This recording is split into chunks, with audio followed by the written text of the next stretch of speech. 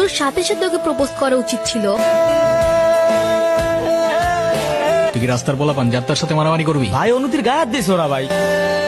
বাদ দাও না ভাই, চলো ভাই। তুই যা। ভাই চলো না ভাই। তোরে যাইতে বলছি আমি। যা।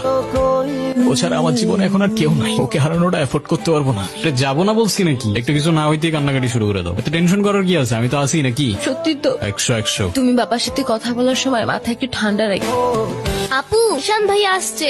আসসালামু আলাইকুম। ও ঈশান, সে তো দেখলাম, তোমার উদ্দেশ্যটা কিন্তু আমি বুঝতে পারছি। জি স্যার। তোমাদের মতো ছেলেরা কেন আমাদের মতো বিজনেসম্যানের মেয়েকে টার্গেট করে, কিসের লোভে, সেটা আমার খুব ভালো করে জানা আছে। কি বলছো এসব? তোমার ফ্যামিলিতে আর কে কে আছেন? বাবা মা দুজনেই আছে, কিন্তু ফ্যামিলি বলতে আমি একা। তার মানে তারা আমার সাথে থাকে না। প্রবলেমটা কার ভেতরে? বাবা মাকে ছেড়ে চলে গেছেন নাকি মা বাবাকে? আপনি ঠিক কি মিন করতে চাচ্ছেন আমি ঠিক বুঝলাম না স্যার। আই মিন ক্যারেক্টারের প্রবলেমটা কার ভেতরে ছিল, তোমার বাবার না মার? আরে সমস্যা তো আপনার character. You don't even know the basic manners. কিভাবে কারোর সাথে কথা বলতে হয় সেই ভদ্রতাটাও শেখেন নাই আপনি। আর হোয়াট ইউ মিন ভাই তোমার মতো ছেলে? হ্যাঁ, কি টার্গেট করছি আমি? তার টাকা? অবভিয়াসলি। আপনার হয়তো আমার ব্যাকগ্রাউন্ড সম্পর্কে ধারণা নেই স্যার। আপনাদের মতো সো কল্ড বিজনেসম্যান আমার বাবার অফিসের লাইন দিয়ে দাঁড়িয়ে থাকে। আমি এখানে আসছি শুধুমাত্র ওকে ভালোবাসি বলে, সেকেন্ড কোনো উদ্দেশ্য সমান নাই। তুমি তো একটা বেয়াদব। তোমার ক্যারেক্টার সম্পর্কে আমি খুব ভালো করে জানি। তুমি রাস্তাঘাটে মাস্তানি করো, আর তুমি কি করে ভাবলে যে তোমার মতো একটা স্কাউন্ডারের হাতে আমার মেয়েকে তুলে দেবো? তো আপনার মেয়েরে কে বলছে আমার হাতে তুলে দিতে? আমি বলছি। বাসায় ডেকে আনছেন